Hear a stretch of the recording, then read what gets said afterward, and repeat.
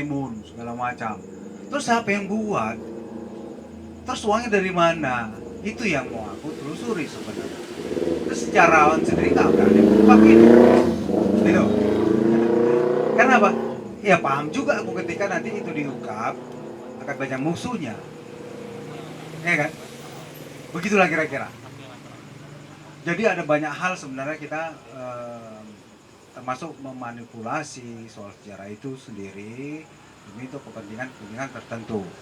Nah, aku sangat percaya bahwa tadi ada dua pembicara di depan bahwa ada poin yang paling sangat terasa sama aku bahwa katakanlah baik novel ataupun film itu hanya bahan baku sejarah yang dipakai, bahan baku itu poinnya. Terus kemudian kalau Dian bilang tadi apa ya, ada satu poin pendekatannya. Kira-kira seperti itulah.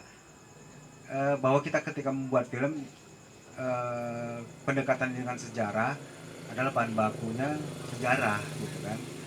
Itu tadi ada poin yang paling ku ingat. Bahwa bahan bakunya sejarah, kemudian bagaimana si filmmaker atau saudara itu melakukan pendekatan itu. Tapi ketika kita bicara bahan bakunya siapa yang menyediakan? Ya kan? Berarti kan sejarawan. Terus percaya nggak kita bahan baku yang disediakan oleh sejarawan itu betul-betul objektif? Kembali lagi ke situ gitu. Bagiku adalah semuanya itu persis dibilang bahwa kemerdekaan untuk kita melakukan apapun, terus kemudian beragam apapun yang kita bisa buat, nggak ada masalah, nggak ada masalah. Yang jadi masalah adalah ketika orang melakukan apa, kemudian kita memandang itu menjadi negatif misalnya, menjadi tidak baik menurut perspektif kita, dan ngotot pula kalau diskusi kan berarti kan ada ilmu yang lebih baik ketika kita tidak sepaham gitu loh. Begitu kita ada perpandangan yang berbeda, akan terjadi menarik ketika kita saling berdiskusi. Tapi kalau ketika kita jadi saling ngotot, jadi masalah, gitu loh. Bisa jadi aku dengan John Power ini kan dalam perspektif yang berbeda tidak cocok dengan suatu kebudayaan misalnya atau sejarah tertentu. Tapi kalau kita diskusikan, itu akan menjadi keilmuan bagi kita berdua. Tapi kalau kita menjadi ngotot di situ, itu kan jadi yang negatif gitu loh. Itu aku mau menggambarkan bahwa bagaimana ketika cerita dari novel tadi kemudian difilmkan gitu. Yang belum selesai sama kita adalah sebenarnya cara berpikir kita secara objektif, melihat bagaimana bahwa ketika ini menjadi sebuah film, terus film itu dari mana bahan bakunya gitu-gitu. Ada banyak hal. Tapi aku percaya bahwa yakin bahwa sependapat bahwa Dian bilang bahwa ada kemerdekaan untuk kita beragam, untuk melakukan apa itu lebih baik gitu loh. Cuman persoalannya pikiran objektivitas kita yang belum selesai kalau menurutku.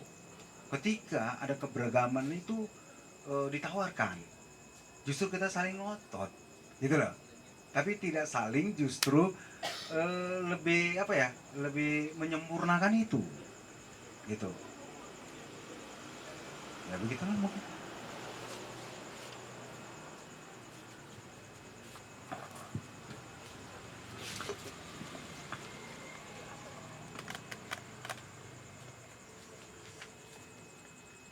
Terima kasih Bang. Mungkin tadi udah ada closing statement dari abang-abang kita, ada otokritik tentang sejarah dan juga tugas dari seniman ataupun sastrawan. Ya mungkin kita agak kesulitan membahas buku ini lebih dalam karena tidak semua kita membacanya. Nah tapi kita bisa mendapatkan hal yang lebih baik juga tadi, seperti pemahaman-pemahaman ataupun konsep-konsep sastra maupun sejarah maupun film. Nah, mungkin dari aku jangan Perlu ditanggapi nggak? oh, Karena kan ada oh. nggak enak lah ditanya kan ditanggapi. Oke Bang, walaupun sudah closing statement, Iya. mungkin biar makin beragam ya. Nggak enak lah kan nanti. Makin mengerucutnya makin enak. Kan udah jelas. Moderatornya nih kayaknya ada ngantuk. Waktunya kan. Oke, siap. apresiasi paling tinggi terhadap karya memang mengkritiknya. Kalau kritik bukan ini ya, bukan kritik, dia pasti berangkat dari satu basis atau dari satu pemahaman yang berbeda, dan kritik memang tidak pernah tidak pernah menjatuhkan sampai terjerembab, tapi kritik itu cenderung memang tidak harus memberikan solusi yang baru, tapi kritik itu bagian apresiasi yang paling tinggi. Bukan berarti kritik harus bermusuhan kemudian. Kalau berbeda pendapat, malah Muhammad Hatta sama Soekarno sampai mereka berpisah, betul-betulan berpisah, hampir tidak pernah seide, sependapat. Tapi Soekarno menangis ketika Muhammad Hatta menangis ketika mengunjungi Soekarno. Persahabatan ternyata berbeda dengan ideologi, berbeda dengan pemikiran. Ada yang bersahabat karena persamaan, iya, tapi banyak sekali yang bersahabat karena perbedaan. Ini memang sesuatu yang masih sangat sulit. Bisa jadi memang ada pola pendidikan kita yang bisa jadi selama Soeharto berkuasa memang tidak dirancang untuk berbeda atau tidak dirancang untuk menerima pendapat. Belakangan ini juga sulit memang mengubah ketika itu sudah masuk ke pola pikir. Menerima pendapat itu sangat sulit ketika kita tidak terbiasa berpendapat. Berpendapat bebas itu memang harus dilakukan di sekolah, di kampus. Tapi ternyata tadi kami diskusi soal skripsi. Skripsinya misalnya, skripsi ini malah skripsi yang diinginkan oleh dosen, bukan yang diinginkan oleh mahasiswa. Kenapa bukan dosennya yang menulis skripsi itu saja?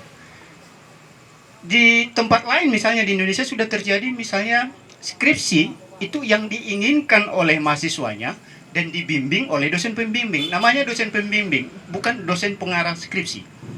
Jadi sesederhana itu sebenarnya untuk menilai apakah memang kita sudah terbiasa berbeda pendapat. Masalahnya memang di kampus-kampus kita, berbeda pendapat itu malapetaka. Marah bahaya, dipecat, diskors, digantung skripsinya, ditelepon orang tuanya, disurati orang tuanya, diskors beberapa lama, itu kalau ketika berbeda pendapat. Jadi di mana lagi kita mendapatkan tempat untuk berbeda pendapat, tapi dalam persaudaraan, dalam kesehajaan, dalam tidak ada saling menghakimi. Kalau bukan di kampus, bukan di sekolah. Ternyata ada satu tempat lagi di organisasi. Tapi masalahnya sekarang organisasi juga lagi redup. Banyak sekali masalah yang harus dihadapi. Sekarang kuliah cukup 3 tahun. Ini tidak perlu berorganisasi. Yang datang sekarang udah startup membuat ini. Jadi ada sebenarnya yang saling melilit antara satu dengan yang lain. Kalau mau ditarik benang merahnya akan sangat sulit, apalagi mau diluruskan menjadi kain pancing yang bisa sangat lurus, itu sangat sulit. Dari mana kita memulainya? Saya nggak tahu apa. Tapi tempat ini sudah cukup banyak menghasilkan diskusi yang saya sangat yakin sebelum berangkat kemari paling tidak sudah melihat internet. Siapa Raden Saleh, siapa Asadi Siregar, siapa Albert Camus, topik-topik yang sangat beragam. Masalahnya tempat-tempat seperti ini nyaris tidak ada lagi di Medan. Ada The Guild House, tapi The Guild House mungkin The Guild House agak sedikit elit. Karena memang tempatnya agak jauh, sulit dilacak orang. Literasi kopi menjadi tempat yang sangat baik untuk menumbuhkan itu. Ini memang sesuatu yang sangat disayangkan karena tempat-tempat begini malah bukan terjadi di kampus-kampus, tapi di luar kampus. Anak Unimed keluar kemari berdiskusi, anak Nomensen kemari, anak ITM kemari. ITM ada di situ, tapi diskusinya bukan di situ, tapi di sini. Unimed ada di sana, tapi bukan diskusinya di sana, tapi di sini. Anak USU yang di Brangus di kampusnya, bukan diskusi di situ, tapi di sini. Satu sisi ini menampung sesuatu yang tidak ada di kampus, tapi di sisi yang lain ini perlu juga dikasihani karena kampus justru pemberangus diskusi-diskusi. Jadi kita masih wajar untuk berharap atau menunggu untuk waktu yang agak panjang. Diskusi-diskusi yang seperti ini tidak akan terjadi di kampus. Mungkin untuk waktu yang sangat panjang, terutama di Medan.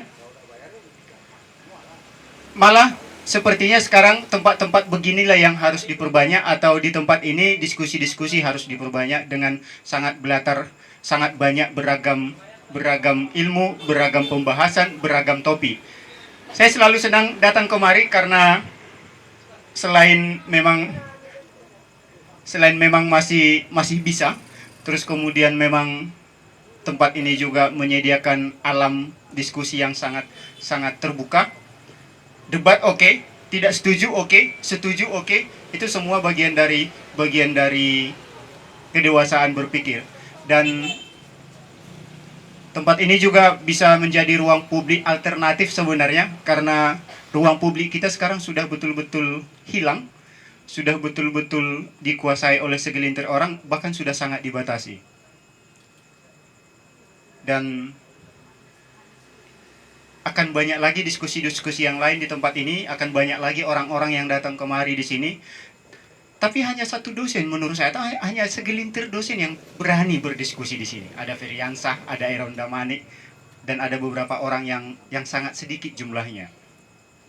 Saya agak khawatir, jangan-jangan memang mereka tidak mau kemari atau tidak tahu, atau tahu tapi tidak mau, atau tahu tapi tidak berani, karena memang di kampus mereka terbiasa sebagai raja, sebagai priai, sebagai orang yang ditinggikan, yang kalau dikritik mukanya merah dan kemudian tinta pulpennya membuat mahasiswanya nilai E, entok.